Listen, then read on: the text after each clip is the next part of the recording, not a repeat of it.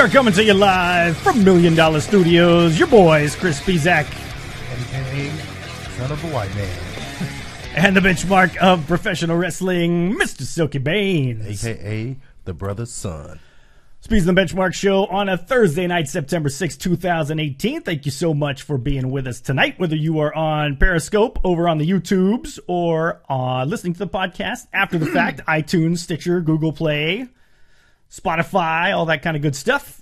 We welcome you, and we are glad to have you with us. Silky, how are you, sir? I'm doing pretty good. Been a long day, but... Indeed it has been, and yes, it's just one of those things. Yeah. Life gets in the way, but we truck on because that's what we do here on the show. We're going to have Kyle King with us shortly, he of the Heel Turn podcast on Houston Sports Radio 610. I know all the podcasters watching are going to want to know how the fuck some guy actually managed to convince a radio station in a major market to put a wrestling show on there. So we're going to talk about that for sure. Definitely need to talk about that. You know, honestly, until I thought he was a black dude. Yeah, that's what Silky says to me. He says, something about I just heard the name Kyle King, and I just assumed it was a black guy. He automatically went to black guy, but that's okay. So welcome to everybody joining us here. Got to shout everybody out who's with us on the program. And thank you for all the super hearts, for all the shares, everybody getting folks involved. We're always grateful for that. Babaruski's with us already. That's good, always. And let me get over to the YouTubes as well so we can talk to people over there. So... what else is good, Silky? Anything in particular? I got a show this Sunday. Going to be punching some guy from Laredo several times around the facial region. Well, that's always good. So be sure to check that out. What I do. Domination Zone Wrestling, dzwrestling.com, or at dzwrestling on the Twitters to keep up with that. So shout out very quickly, Michael Berry Sr., thank you for being with us. RJ from The Rant, Babaruski, the usual suspects. We got Kyle King watching us on the Periscopes as well, so he can keep up with what's going on. What's going on, Babaruski? Adam Moore, welcome to you as well, sir. And we thank you guys for being with us. So before we get to Mr. King, we're doing big things here on the Speez and the Benchmark Show. Yeah, we try. And one of the things that we're doing is considering expanding our vast empire, maybe opening up maybe $1 Million Studios East. And you know what? I think I know just the person to call. I think we do too. Official sponsor of the Speez and the Benchmark Show, our good friend Travis Wallach over at Prestige Properties. 713-882-4609 if you are in or around the Houston, Texas area. Adam Moore is in San Antonio, so he's not too far away. Look, Travis has got you hooked up. Commercial real estate, residential real estate, whether you're looking for a house, whether you're looking for an office, whatever it is. Yeah, he does it all. He does it all. And so he's the guy that you want to check out. TravW777 at gmail.com is the website, or the email address, I should say. Or 713-882-4609.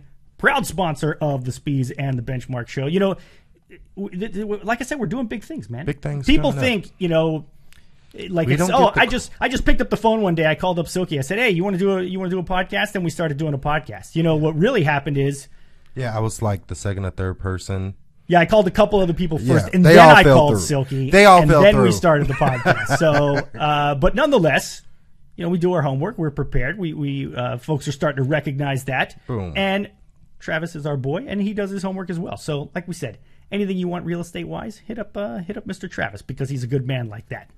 All right, sir. Now that we got that out of the way, it's nice to have sponsors that we got to give shout outs to. Yes, it is very nice. Just one of the many that these bills need to get paid. Indeed, they do. So, without further ado, folks, we are going to bring on our special guest. Silky, are you ready, sir? I am ready.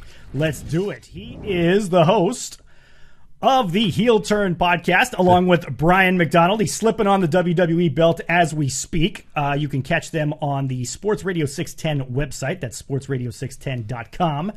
And he is also on The Bull 100.3 on mornings, the morning show on The Bull 100.3 right here in Houston. Kyle King joins us here on the Speez and the Benchmark Show. How are you, sir?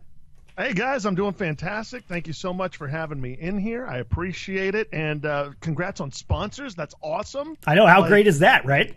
I mean, we're on radio, and we have one. And we had to, fight and claw for that, But Brian's the one who set all that up for me. I do nothing but take credit. Well, that's okay. And B-Mac's a good guy. Brian McDonald, your co-host for the program there. Don't tell him that. All right, Well, don't say that. You're going to give him a big head. And that's okay. That's okay. So let's talk about how you guys ended up. And let me say this first, because Kyle's an interesting guest to have on the show. You guys know how Silky likes to give me a hard time just to get my blood pressure up. Okay? Yeah. Kyle loves to give me a hard time to get my blood pressure up, especially when it comes to wrestling-related matters. So, it's going to be an interesting time. So much fun. Yes. It is. It really is. And we can tell that you relish in in your shit giving me. Veins get popping out. You turn red and shit. It's great. It's coming. I'm sure it's coming. Well, welcome to Sasha Reigns here with us as well, and to all of you out there on Periscope. Got a good bunch of folks joining us here. So the first question, Kyle, that everybody's going to want to know is, how the hell did you convince a major market radio station to have a pro wrestling show? I have a feeling that no matter where our listeners are, they're going to be bombarding their local radio station saying, hey, they got one in Houston. How the hell can we get a wrestling show on in our town? So talk to the people about that. Tell us how that came about. Well, when you're just a charismatic enigma like myself, Jesus Christ, here we go already. You have to be. No, actually, I mean, really the way it happened, if you listen to Sports Radio 610 down here in Houston, everybody knows Booker T, legend, Hall of Famer. He has a show on Sports Radio 610 called Heated Conversations. He talks a lot of wrestling, MMA, stuff like that. And Brian and I one day were just like, what's the worst that could happen? They can just tell us no, and then we just continue doing our podcast, And so we pitched it to our boss of like, hey, let us go ahead and watch the pay-per-views and let us break it down right after, so that way, we can kind of get some wrestling talk on there. And he kind of sat there and he thought about it and he went, all right, don't make me look bad, but here you go. So that's kind of just how it happened, man. Like we didn't even really have to go to Booker and be like, dude, can you like pull a spin-a-rooney or something? Like help us out. He just hooked you up right there. Yeah, I mean, it took him about a week and some emails to go ahead and convince him, and we put together some mock shows. But he let us go, and we've been having a lot of fun with it. It's you've been on the show quite a few times, calling in, and that Brian and I, especially from 10 to midnight on a Sunday, don't really follow a format. No, we just not kind at all. of go as everything happens. So and that works, and it's an on the fly kind of thing that works with pro wrestling, so that's totally fine. And tell them now, this is thanks Juanito, appreciate that. Juanito from the West Coast already talking about what a good guest you are, Kyle. See, it doesn't take long. Man, I appreciate that. And because you got one of the dogs in the background there, I don't know if you guys can see it on the split screen here, but oh, do I? Oh, that's Sadie. That's my youngest dog. That's great. So your dedication knows no bounds, because the way you and BMAC tell it, the freaking room that you're watching the pay-per-views in at the radio station is like a furnace, the hottest freaking area that you've ever been in your entire life. And you guys sitting there and sweat your balls off all night and then come in and talk wrestling after the fact. It's so bad. Like the first show or two. Well, first let me set it up. Like we're on the 19th floor, and where we are able to watch this, it's a very nice TV. It's probably better than what I have at home. But it literally is just in this one corner of the building that is just getting beat down by the sun all day long. All day long. It doesn't cool off till about the main event, and that's normally when BMAC and I are the most agitated while watching a WWE pay-per-view, and it's just so bad. Like it's gotten to the point to where we've had to take fans and try to get them in there, and it does not work. That's ridiculous. Ringside Rand is from the East Coast, and he likes you. I don't know what that means. I guess it means that even the tough East Coast crowd is down with Kyle King. See that? Damn, I'm already going. You're going over already, and you've been on the show for 30 fucking seconds already. Sasha Reigns is asking if you can get Sadie to come on camera there so that we can see her, because she's apparently a dog lover. So this is Sadie. This is one of the two pups that will go crazy on you if you go over to Kyle King's house. I've got 4 of them here today. You got 4? Yeah, my parents went to California. And so I agreed to watch their dogs, and sleep is not a thing. Okay, well, you got Sadie and you got Bear, who is the chocolate lab. No, there he goes. There's Bear right there as well. So yeah, that's great. Okay, so let's dig into some WWE stuff here, because we got the pay-per-view coming up. We can talk about that. We got to talk about Burt Reynolds passing away. WWE actually acknowledged it on their website today. Burt Reynolds, who was a special guest announcer, I believe. I believe so. For WrestleMania 10 for the main event there, which was Bret Hart and Yokozuna. So I found it odd that WWE mentioned it until I realized that. I didn't even know he was on WrestleMania 10. You got to go to Burt Reynolds movie, Kyle King. I'm surprised how many youngsters haven't seen any Burt Reynolds movies. Yeah, man, dude, I grew up watching a lot of like older movies. Like my dad would always sit down and have me watch like classics, and I mean, it took me a while to get into to watch Deliverance, but I know this is going to be a very unpopular take, but I love the Adam Sandler Longest Yard with him in there. Yeah, I love that movie. That movie was hilarious to me. That's one that people would probably see, and of course the go-to with Burt Reynolds is what, Silky? You said it earlier. It's Smokey and the fucking Bandit. Smokey and the Bandit is Smokey classic. And the Bandit. You're Classic. looking at me, Kyle, like you have no idea what Smokey and the Bandit is. You haven't seen it. Bitch, please. Okay, I had to make sure there. I was just sitting there trying to figure out how I was going to work in a Dukes of Hazzard reference so we can all go ahead and try to forget that abomination of a remake. Oh, yeah. Smokey and the Bandit was so good, man. Yeah, Dukes of Hazzard was so bad. So bad. Yeah. Oh, have you gone back and seen Dukes of Hazzard? I didn't like it the first fucking time I saw it. So I never neither even watched it the first time, so like, dude, I'm a huge like movie buff. Like with the schedule that I have working on the Bull, I literally work from the show is from 5 a.m. to 10 a.m. 5 a.m. to 10 a.m. 100.3, the Bull in Houston, Texas. Cheap pop, I yes, love it. Indeed. What I love about this schedule is if I like really buckle down and get my shit done, I'm out of there at 10:30. Like I'm done. So I go to movies all the time. I have AMC A-List. I had Movie Pass before that, but every now and then I'll sit back and I'll go, you know what? Let's go ahead and just run through a movie that I saw a while back. Maybe it's not that bad. No, Dukes of Hazzard is way worse. It's way worse the second time. Oh my God, it was such a train wreck. I'm sitting there going like, why did I go opening weekend to this? Yeah. Bob Aruski's not feeling Dukes of Hazzard there either. So, Sasha Reigns wants to know, as you can guess by her name, Sasha Reigns, which of course her working name there. Big Sasha fan, big Roman Reigns fan. Where do you come out on the Roman Reigns thing? Our good buddy Dr. Huge was sort of indifferent about Roman Reigns. And he found that the show suffered as a result because everybody either loves Roman Reigns or they fucking hate him. So he's kind of the polarizing guy nowadays. Where do you come out on the big dog? Well, I was going to say, you know who else you either love or hate? John Cena. And I mean, that guy's career did pretty good. I don't dislike Roman. I really don't. Like, I don't mean to go all CM Punk and go, I don't dislike you, John. In fact, I like you more than anybody in the back. No, like, Roman's fine. I think what really pisses me off the most is some of these indie fans who sit there and think that Roman Reigns has to go out there and give a Daniel Bryan, technical wrestling school kind of match. And it's like, no, that's not what he does. Right. Like I didn't see anybody really criticizing The Rock or Stone Cold Steve Austin back in the day, for sitting there and having a limited moveset. I think WWE has also painted themselves in a corner by trying to script out his promos too much. Yeah. I think Roman has shown that if you just kind of give him some bullet points and let him go out there, he's a big dude. He doesn't need to talk. He just needs to kick ass. Yeah, I totally agree.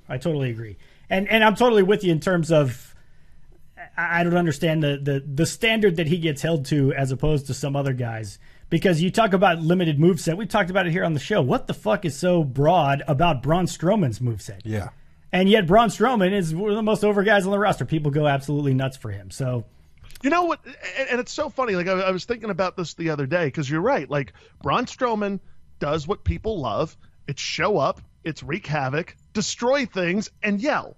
Like everyone loves that. And if you go back to when Roman initially broke off from the Shield and the first time we got Lesnar versus Reigns, I remember Paul Heyman specifically saying like, oh, you're the Samoan badass, or, oh, Brock Lesnar's going to beat the Samoan badass. That's what they should have kept him as. Like what Samoa Joe is doing right now is what they should have done with Roman in the first place. One of the best promos he ever gave was when the Shield got the crap kicked out of him by Evolution. And everybody kind of said their little thing. And Roman just grabbed the mic and he goes, in 3 seconds, I'm going to drop this mic and we're going to walk down this ramp and we're going to come kick your ass. There you go. That's like Silky's, and my favorite promo was the one after he beat The Undertaker at WrestleMania. I mean, it was just so good. 10 minutes, almost literally, of the crowd just booing him. And you can even see, like, him saying, like, there, I'm in the palm of my hand. And all he said was, it's my yard now, drops the mic, and walks off. And that would have been the perfect time if to just go this heel route. Because they wanted to hate him. But then the fact, I think, turned the fans against him even more is that they kept pushing him as that face. See, I really don't think that see, that it's just so weird to me. Like, I don't think the fans turned on him because I think that's more of a general statement. I honestly think that the indie fans turned on him. That's a fair point. That's a fair assumption. Yeah, but I mean, he's still selling $50 fucking bulletproof vests that I venture to say probably wouldn't stop a fucking bullet. No, definitely not. Do you ever think 50 Cent just kind of sits back and goes, shit, we missed that marketing opportunity? Yeah, exactly. Absolutely. Absolutely. If he's proven anything. Bob Aruski agrees that It's My Yard Now is the best promo. That was excellent. Short and sweet. Let him say what he's got to say and get him out of there. Like, and that's the other thing. I remember, like, when people sat there and went, like, oh, maybe he should be the next Paul Heyman guy. No, Roman Reigns doesn't need that. Like, same thing, like, when people were saying, oh, Kevin Owens should be that. Why? I mean, and we've talked about this on the show where I feel like you can't just put people as history has chosen with Paul Heyman and it just makes it a success. It's Paul Heyman has to have that personal relationship with said person. He had it with Brock. He had it with CM Punk. He did not have it with Curtis Axel, who failed. Or Cesaro. Yeah. They all failed as Paul Heyman guys. They thought that Paul Heyman was just so good that anyone you put with him would naturally, the crowd would hate, and it didn't work. No, not at all. And you're right. It's got to be the right kind of Paul Heyman, the right kind of mix. He's that kind of character where you buy that he actually feels the way he's talking about the person, about CM Punk, about Brock Lesnar. Like, he actually feels like they're friends, they're, brothers and all that. You didn't get that same feeling when he's talking about Curtis Axel because you just knew it was a job. Yeah, you didn't buy it for sure. For sure. I want to say shout out to Get the Tables. They'll be on later tonight at Get the Tables. That's D-A in the middle. Get the Tables.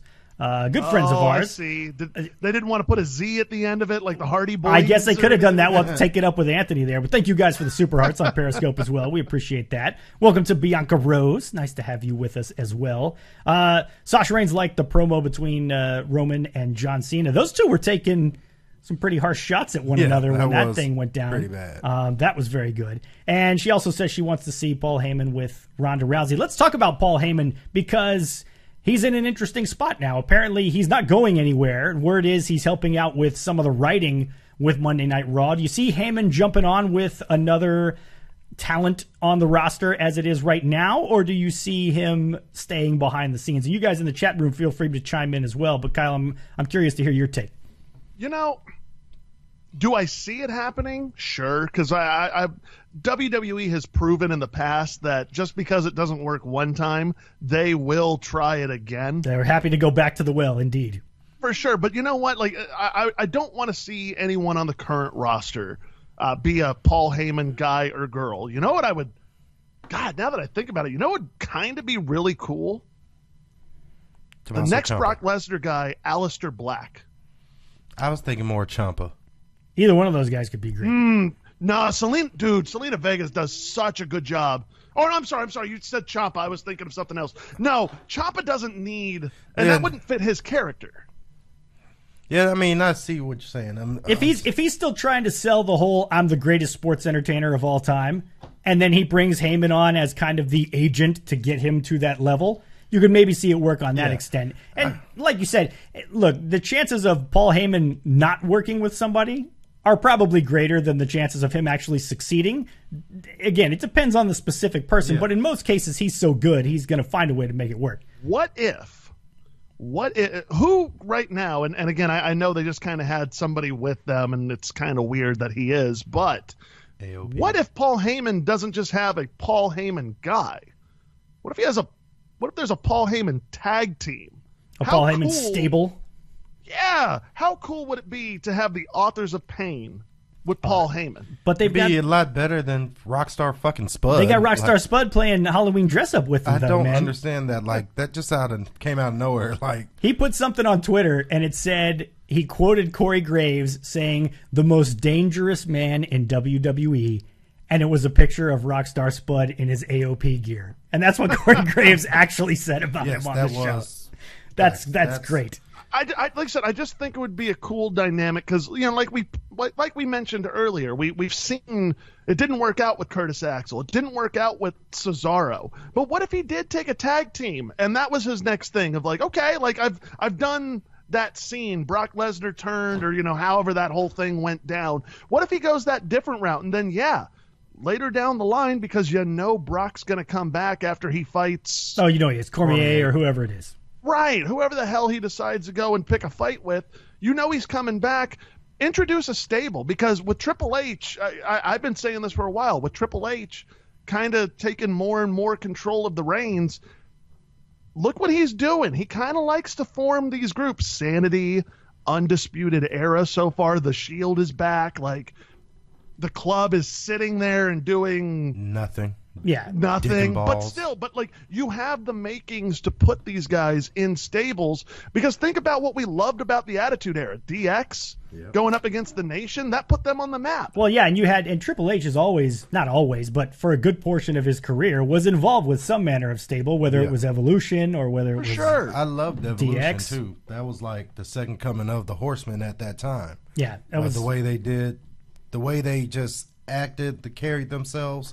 Like it just reminiscent of like the Four Horsemen. Yeah, so, totally agree. They were outstanding. Sasha Reigns said it could work with Johnny Gargano. That could not. That brings up an interesting point. And regardless of whether or not Heyman works, Gargano has turned into quite an interesting character in my opinion. Because he's got this sort of, I don't know if I'm going to stick with the good guy role or go with the bad guy role or what the case may be. I don't know. I think kind of he's one of those like he's such a good baby. He takes ass whooping so well. He looks like he'll look out to the camera and you'll just feel like you want to get out there and help him. Like he does that really well, but he needs somebody. Like he needs a Ciampa. And if you move him on from Ciampa, you have to give him somewhere else. He can't just toil going from person to person. He needs that arch nemesis. Do you agree with that, Kyle? You think Johnny's got enough to stand on his own, or is he somebody that's going to have somebody carrying him along the way? Yeah, no, I think Johnny doesn't really need. I don't think any of these guys need somebody. I think they all got to the WWE or developmental because they see something in them. I don't know if anybody really sits there and goes, you know what, this guy is going to be a great being managed guy. Yeah, I don't think they ever see that. But I would, now that I think about it, God, I would love to see Johnny Gargano take on either Ricochet for the North American title, or him and Adam Cole battle it out for that number one contender. Yeah, I would mean, be great. Gargano's the kind of guy who's going to give you a great match. Yeah, he's going to give you a great match no matter what. The question is, from a storyline perspective, is he going to be a guy that can carry it on his own, or does he need somebody to help him? Well, hold on, Silky, you wrestle, you're in this business. Let me ask you. I mean, I think that's kind of unfair of going, oh, this person has to go it alone. No, like, I mean, when you're in the ring with somebody, it's chemistry. You guys both have to make the storyline work, do you not? Yes, you do both have to make the storyline work. However, there are certain wrestlers that, like, without a certain counterpart, they're nothing, or not nothing like talent. I'm not disparaging his talent. It's just that think of what he was doing and how over he was when Ciampa went down. Like, he was kind of hot for a couple weeks, but since Ciampa was injured, he just started doing other stuff, just toiling. Like, it wasn't that great he was having great matches, but it just wasn't, he wasn't captivating. But as soon as Ciampa came back. Do you think that was more because people wanted to see Gargano and Ciampa? They just had to kind of wait? Well, no, I mean, at a certain point, people forgot. Not that they forgot Ciampa, but they knew it was coming. It was always in the back of their minds.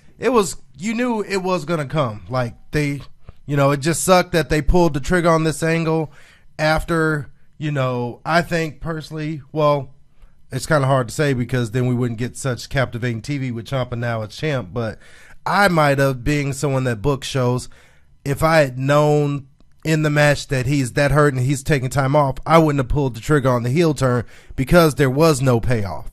Mm-hmm. You know, for months and months, like. And there's something to be said for letting everybody stew on it, though. You know, I mean, we kind of talked about how when they finally did get in the ring, everybody'd been waiting on it so long that it felt like the payoff was worth it because, you know, in the WWE world, as soon as they think they've got lightning in a bottle, they just run with it and they go. And we get what we see a lot of times where you see the same match over and over, you know, 5 fucking times over the course of 2 months. Yeah. And so it's nice to have a little bit of a break, a little bit of breathing room there. It'd be interesting to see where he goes because we've talked about this on the show. If Gargano ends up being a guy that goes to a 205 Live, he will. If he's a guy that'll come straight to the main roster, you know, what happens with him once... How long are they going to keep trying to make 205 Live a thing? I mean... You got to think they're going to keep it going at least until this TV deal comes through and see where that plays out because there's still a lot of grumbling behind the scenes that we might see other shows on perhaps like an FS1, like maybe NXT goes over to FS1, which I think would be great if they could figure out a way to do it live so we don't get everything spoiled for us ahead of time. Yeah. By them, that's the real fucked up thing. Like, honestly, when Ciampa won the title, I was sitting down minding my business, and then my phone gets an alert, and I see WWE breaking news, Tommaso Ciampa defeats Aleister Black. And you're like, wait a minute. I didn't know those motherfuckers wrestled. Yeah, NXT hasn't even happened yet. That's what right. the fuck? And sure enough, on their website, they're spoiling their own shit. Yeah, that gets kind of obnoxious for sure. Yeah, I think sometimes they try to jump ahead of the rumors. Like I remember when God, who was Undisputed Era lost to Mustache Mountain on the UK tour. Oh, that happened too. They couldn't wait to tell people that. Yeah. Well, because those guys are going to get on there and go, "Oh my God, I got to at least see this, how it happens." Yeah. You know what I mean? Yeah, for sure. Shout out to Rebecca Smith and Double G Gaming over on the YouTubes joining us here. 205 Live and main event, if that's still on the way, if that's still on the air, is a waste of work power. I mean, main event definitely. 205 Live, they have been kind of stepping it up a little bit, but I mean, it's just, you can't pigeonhole, and that's why I kind of think this UK thing won't really work, because it's just one style. Yeah. Keep your cruiserweights, put them on Raw and SmackDown every show, not every show, but put those guys, separate them, use them on Raw and SmackDown, get your cruiserweight match. You don't need a whole fucking show because it becomes the same thing. They all do the same fucking shit. You have the guys that fly, you have the guys that don't fly, and eventually you've seen every iteration of the fucking matches that you can with the people on 205 Live. Yeah, for sure. Let's get on to let's talk about the McMahons here, Mr. King, because this is one of the things that Kyle likes to needle me about. And I went back and looked through some of our Twitter back and forths not too long ago, and for those of you that haven't followed us on Twitter for a while, I can't stomach Stephanie McMahon. Yeah, what are you doing? You got to hit us up at Speez Benchmark on Twitter. Stephanie McMahon just kills me, and the fact that she injects herself in so many freaking angles, it just drives me absolutely nuts. So I tweeted my typical "get Stephanie McMahon off my TV" when she was on, and the response I got was from Kyle King was, "They tried that and the ratings tanked." Boom. This is the kind of shit that I put up with on Twitter. Facts. Yeah, I'm sorry you don't like facts. Stop it. I happen to love them. Stop it. I do too. Look, I'm not saying obviously she was the reason, but you can't sit there and say that the correlation is not real. And it's not like she was on TV and then off a week and it happened and then she was back. She was off TV for a good while. Oh, it was glorious. Again, you say glorious. That, but then they got the lowest rated Raw of all time. Boom. Stop it. Wait, you see this? This idea. Mic drop. Stop it. That's a mic drop right there. I mean, it's totally. I don't see why it's just hate. Nobody is. Here's why. Because nobody is tuning in to Monday Night Raw to watch Stephanie McMahon. I do. No one was tuning in without her. What are you talking about? Of course they are. I'm saying if you're there's a dog, there's that's Bear. She's awesome. Yeah, look, people are going to watch Monday Night Raw because they watch Monday Night Raw. The numbers aren't going to be what they were Attitude Era wise, of course, right? But they're still pulling 2.5 to 3 million viewers every night when they're on the air. Here's all I'm saying is nobody's tuning into Monday Night Raw to watch Stephanie McMahon. Nobody's going, man, I really hope Stephanie McMahon's a part of this thing. That's my only point. I disagree too. How the hell can you guys tune into Raw to watch Stephanie McMahon? Tell us in the chat room if any of you tune into Monday Night Raw. No. Hold on. To watch Stephanie McMahon. Neither one of us said we personally tune in. You said nobody. One tunes in for Stephanie. So and how do you know? Paint their audience in such a what's up, Christopher? Broad stroke. There's got to be somebody who goes, no, I really like Stephanie. Yeah. Well, of course, there's somebody out there that says. But then you just said nobody. So automatically, this is what I'm dealing with, people. Facts. This is what I'm dealing with. Automatically, your argument has no fucking merit. Stephanie McMahon is more annoying than Bobby Roode, and that's pretty damn annoying. Damn. Rebecca Smith. I don't know what the side that Bobby Roode was about. Yeah, that was kind of messed up. Like, that's funny Bobby stuff. over there is just doing glorious bombs, and then all of a sudden, Chris has to just come in and low blow him. No, that's I'm reading from Rebecca Smith here. Double G Gaming says Stephanie McMahon is good as a face because when she comes on and tries to promote good things, you can see right through her act. See, that's my issue. That's part of my issue with Stephanie McMahon is we get corporate Stephanie that comes out and wants to tell you about the women's evolution and everything that they're doing charity wise and all this other great stuff. And then she does this total 180 where she's an insufferable bitch, and we're supposed to buy both of those. Like, you got to be one or the other. You can't be trying to do both at the same time. Well, she is the brand manager for WWE, right? Yeah, she's got a lot of titles in WWE, I'm sure. Yeah, she does. She has a lot of titles in WWE. And no, like, I don't think you're wrong on that. Like, I'm the same way of, like, one moment I'm booing her, then the next moment I'm like, all right, women's wrestling, cool. Like, I get what you're saying. She's got to pick a side. No, she doesn't. Silky's trying to needle me here. He's got that look on his face. I know that look by now, having done this show for a while. She doesn't have to pick a side. I mean, it depends. Just like Brock Lesnar, there was times when he was a face in the situation. There's times when he was a heel in the situation. Yeah, but he's not doing it on the same night. Number one.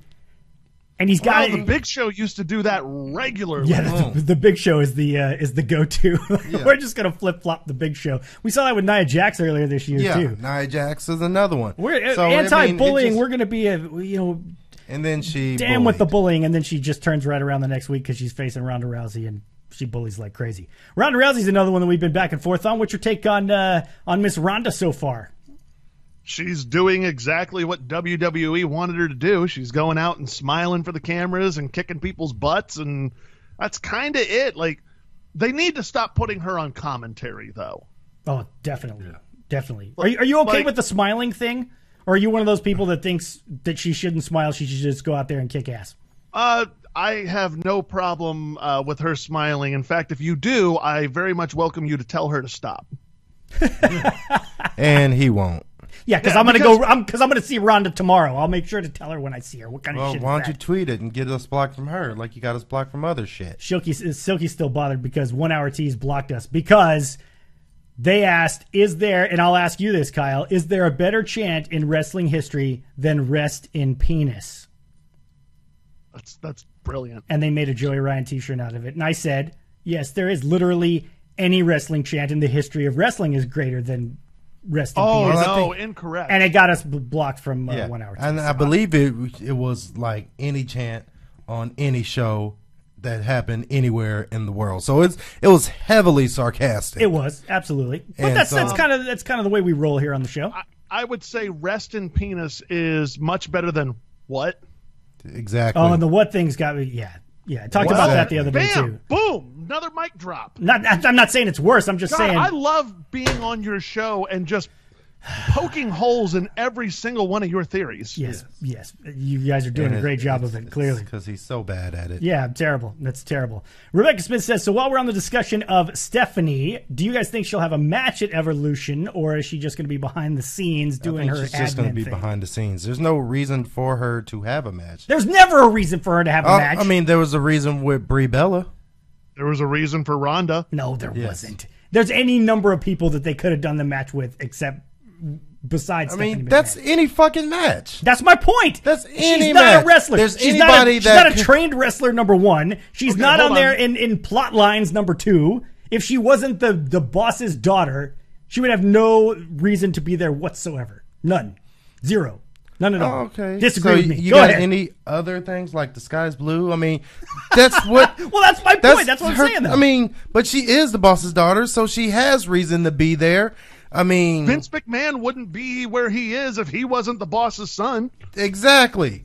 I mean, You're going to sit there and say that Vince McMahon's evil now and has no business in wrestling? No, I'm not going to say Vince McMahon's evil and has no business in wrestling. No. Okay, so what's the difference? I mean, you're making the same argument. No, I'm not making the same argument whatsoever. What Vince McMahon did in taking over the company from his father back in the early to mid 1980s, actually I believe it was the late 70s, early 1980s, whatever it was, is in no way comparable to Vince putting his daughter at the forefront of a show that was drawing 10 million viewers on national cable television. Did she have any like real main event matches, or was she just? She was the women's champion. So was fucking the cat. Yeah, that's what I'm saying though. So we can back then we can find any one example anywhere. This is pre-women's revolution. They put that thing on anyone with tits. That's true. I mean, and a couple of guys that dressed up with tits. Exactly I mean, so you can't make that fucking argument because at that time, the women's wrestling as a whole was just a bunch of bra and panty matches, shit like that. That's exactly right. But anybody could literally anybody. That's why it's completely different than what her father did. There's no comparison whatsoever. Oh, so hold on. Vince originally wanted to be a wrestler, but Vince Sr. wouldn't let him do it. This is true. So Vince then became commentator and booker and all this other stuff by learning it because guess what? His dad, he was the boss's son. So he got to be with the boys and learn and develop relationships. Facts. Then he becomes commentator, ring announcer, all this other stuff. I'm with you. Don't disagree. Because he was the boss's son. He then has control of the company. He does what he does. He makes it into what it is. And now he's doing the same thing for his kids. So what's wrong? You're against that? Yeah, it's obnoxious for anybody. I don't care what the sport is. If you are not a trained professional within that sport and you're taking a spot away from somebody who is because you own the company and shit, hold on. To me, that's obnoxious. Okay, so question. How often are you around Stephanie? Soki, what the fuck are you I'm just talking asking about? because I'm not around Stephanie at all. Exactly. I'm so never you around have Stephanie. No idea what this bitch does in her day-to-day life. She could be training. Right. I'm not every around day. any of these wrestlers, so why don't we just end the fucking podcast forever because we're never around these guys, so we can't possibly know what happens. I'm around them a lot. Shit. When was the last time you were around the WWE guys? Back in 2011. Keep going. Something like that. Exactly. CM Punk when was none in the of these company. fuckers were even there, except John Cena and The Miz, who you didn't like because they were turds. Yeah, they were. Yeah, they were pretty bad. That's but true. Orton was good. And a lot of people were good. So, but point being is that just because she's not an active talent every week on the show doesn't mean that she's not training and. Kyle King walking off camera with us here, but that's okay. Sorry, I had to plug in my laptop. All of a sudden, I got like your battery's low, and I was like, I didn't plug that bitch in. No, it's okay. But just because you're not seeing her on TV doesn't mean that she's not taking every time she can in the gym, especially when she knows she has matches. So listen, I'm not going to say she doesn't prepare. I'm not going to say she doesn't prepare. But look, she just chose not. She didn't have to do this as her first love. She got into it just like Vince because her father owned the fucking company. But she did the work. She put in the work.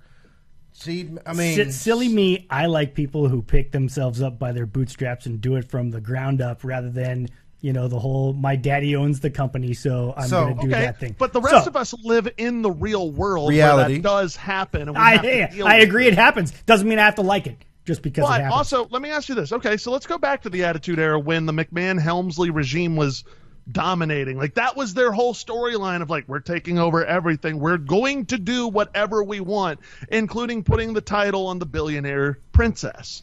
So, let's go back. Trish Stratus was not the Trish that we all know and love and respect these days, correct? Oh, no, most definitely not. Okay. Lita was probably your most accomplished wrestler at the time. And so what was do you want to do? See Lita versus Terry Reynolds? Lita versus the Cat? No, we don't have to go back and rebook the Attitude Era. My point is simply this. But if you've got women on the roster that are hold on. trained to be professional wrestlers. You said that she's taking a spot away from somebody on the roster. Totally agree. I'm asking, who would you rather see in that spot? Any of those people other than Stephanie McMahon. So Tori Wilson, who also was Absolutely. Give me Tori Wilson any day of the week. Who also got hold on. We're not similarly. saying look at in a bra and panties match. I'm talking about actually giving a storyline. Besides Lay Cool, what? Oh, no. She wasn't even in that because she's not Michelle McCool. But like, this is how frustrated you have me. Well, that's good. That's at least somebody's as frustrated as me. Like you say, back then, I'm agreeing with Kyle. Back then, there was nobody else. I mean, you had Lita, who was still basically on all fours, barking like a dog. My beef with Stephanie is when she comes on TV now, there's no reason whatsoever for her to be there. That's where this all started. When Stephanie comes on TV, I say, get Stephanie McMahon off my TV, because there are other people, other women on the show that I would rather see in her spot. She hasn't been wrestling except for Brie Bella, and then Ronda Rousey. Yeah, we don't need to see her. We don't need to see her, period. That's my point. Those were great matches too. Well, hold on. We did need to see her because no. Hold on. We did need to see her because in the context of the SummerSlam match with Brie, that was when the Authority had their sights set out for Daniel Bryan. They were going to try to destroy him any way they can. It fit the storyline. It did. Then I wasn't tweeting get Stephanie McMahon off my TV at that time. Then in WrestleMania, who are you going to put an unproven talent in the ring on the grandest stage? You're going to sit there and put her with Sasha Banks, who could probably out wrestle her? Absolutely, yes. Yeah. No, I'm saying she can absolutely out wrestle her. I agree with you. there. Okay. Yeah. Yes, but you don't put her in there with Sasha. You don't put her in there with Bayley or Charlotte or any of the four horsewomen. Becky, you don't do that. You put her. Well, why don't you do that? Because whenever we have other guys who, let's go to the males for instance. Like you had Lawrence Taylor in the main event of WrestleMania. Who do you put him in there with? You put him in with Bam Bam Bigelow, a guy who's a seasoned veteran that can carry him to a decent match. You have Stephen Amell come over. Who do you put him in there with? You put him in there with Cody Rhodes. You put him in there with Neville, guys who can carry him to a decent match. So the idea that you can't put Ronda Rousey in there with somebody who's a good wrestler that can potentially carry her to a good match. That's the whole reason. Yeah, but listen, that's the whole reason that we talked about Triple H and Kurt Angle being involved in that match in the first place was because they were there because Ronda was not very good, and they were going to carry her to a good match. Stephanie was not there because she was going to carry Ronda Rousey to a good match. That's all I'm saying. No, she was there to be the punching bag. Exactly. Because you needed that because you knew Ronda was going to win this, right? You knew going in. Oh, yeah. Of course. What would you rather her do? Beat Stephanie McMahon or beat like your Charlottes, your Beckys, your... Hell, Carmella's. Let her go kick the shit out of Alicia Fox. Chris, I follow you enough. I give you Alicia Fox. Goddamn. Chris, I follow you enough on Twitter. I watch the show and everything.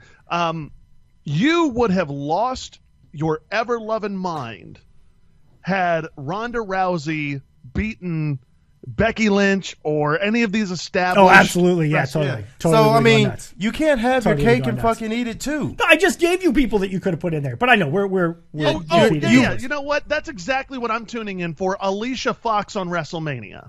Yeah. That's... Yeah, don't hate on Foxy, man. Come on. Said no one ever. Foxy, she's been getting tossed around like a rag doll for months now. You could have had it go on in WrestleMania. It would have been a nice moment. That's why she's there. Would you rather someone like Bliss or Charlotte or Becky be in that role and getting tossed around by Ronda? We're just having some fun, man. I'm just saying. You're a horrible person. I just want you to know that. You're a horrible person. Just like in general. Let's move on from my being a horrible person and talk about some Hell in the Cell before we get out of here.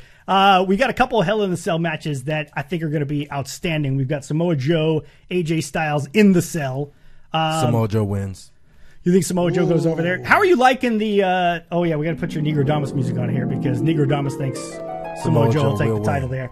What do you think, Kyle? Do you think what do you think of Samoa Joe and this whole angle of calling out Styles' family and everything like that? We haven't seen that in a while. It's certainly something that they've done in WWE before, but they've gone back to that well here recently. What do you think about the whole Joe AJ Styles angle?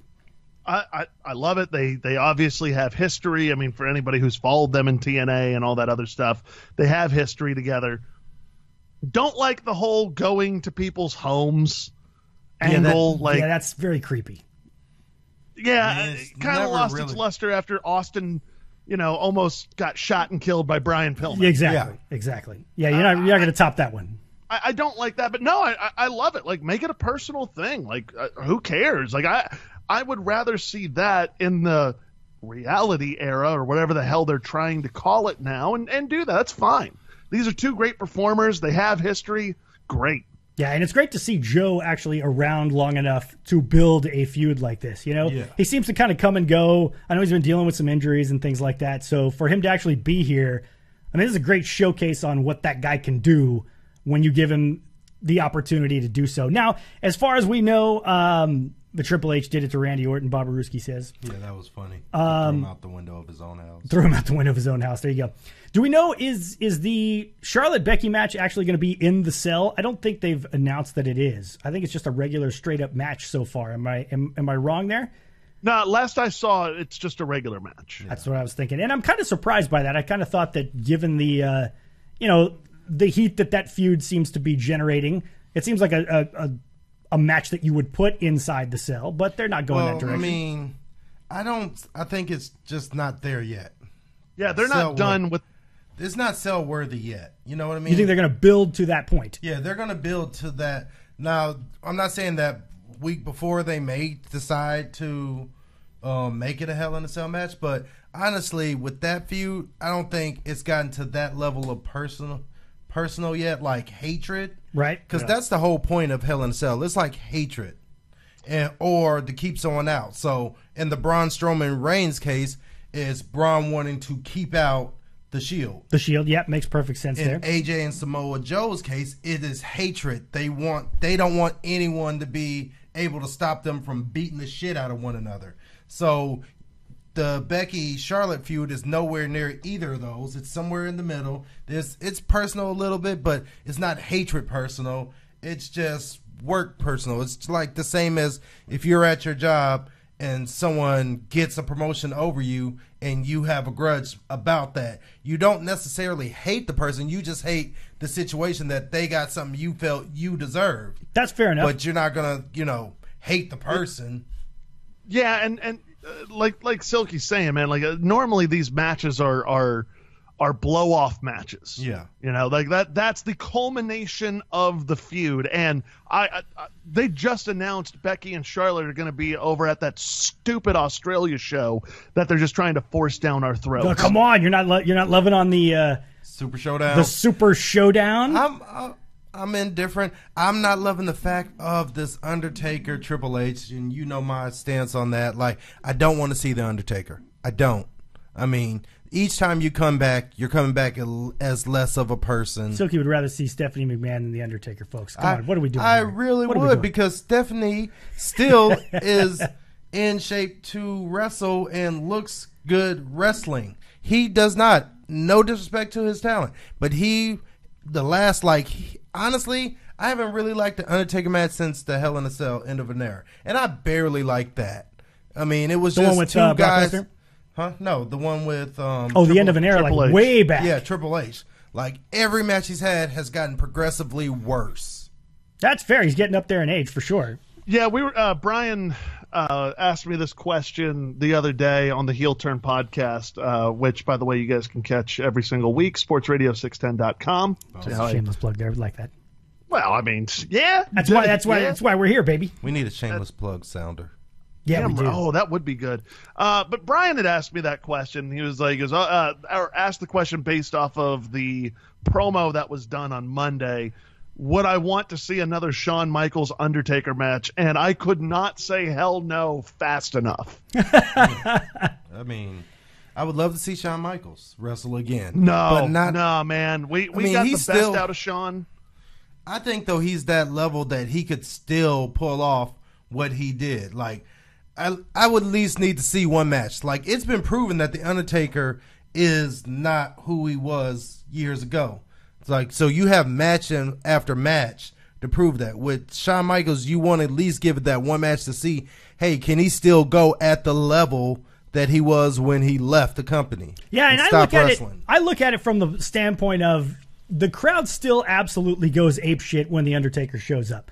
They go absolutely nuts, just like they did on Raw this past week. We weren't expecting him to be there, and all of a sudden he was there, and everybody went crazy. I mean, and it was cool. I mean, it's always fun for those guys to show up. Motherfucker going to love it WrestleMania, and it was beautiful. Watching John Cena run, he had to change out of his sitting shorts and change into his wrestling shorts. That was a lot of fun. And then got squashed. And he was loving all of it just because he's like, I got to see the Undertaker's entrance. Damn straight with the fireballs and the whole nine. It was wonderful. It was wonderful. If I'm understanding this correctly, Chris would like to see Shawn Michaels come back and see if he still has it. That's still saying that. Yeah. But that's not to say I wouldn't want to see him. Finish your thought. Yeah, go ahead. Oh, no, because I was just going to dog you out and say, like, so you want to see that? That's okay. Shawn Michaels, a retiree, can take a spot from somebody up and coming like a Shinsuke Nakamura, or something like that. I would Stephanie say McMahon, no. Yes, because I would say that Shawn has earned that spot over the work that he's done over his career. Has he? Like, and he hasn't earned it. Was it the he part hasn't where earned he it by refused to being do shut out jobs? by Linda McMahon and being a McMahon daughter. That's why I would say that Shawn Michaels deserves that spot. No. Bob Aruski says if Shawn wrestles, he'll totally hurt his back again.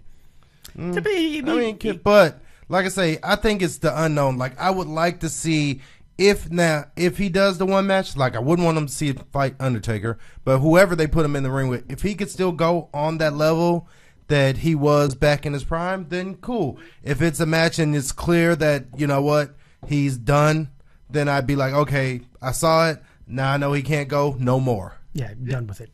Yeah, I don't know, man. I don't know why we as, and I won't even just say wrestling fans, but just fans in general, I don't know why we always want to see people come back. Yeah, it's like we want to hang on to that we want that nostalgia. Yeah, it's definitely a nostalgia thing. I mean, you think back to all your favorite matches and you're like, okay, can he do it again? And then it's the possibility of the dream matchups, like, an AJ versus Michaels, or even Joe versus Michaels. Yeah, any of those guys coming back. Daniel Bryan versus Michaels. Like, there's a lot of guys you like now that you'd be like, man, I would love to see Shawn Michaels if and only if he was able to still go at that level. He got something. Where I can see that match? WWE 2K19. I'll just go buy the game and have that match myself. Just let it run itself. There you go. Exactly. Yeah. Exactly. All right, Kyle, we're getting close to the top of the hour. We're going to get out of here before too much longer. So before we do, tell all the people where they can hear you over on The Bull and on Sports Radio 610. So Monday through Friday, you can catch me on The Morning Bull with George Moe and Cowboy Dave on 100.3 The Bull, 5 to 10 a.m.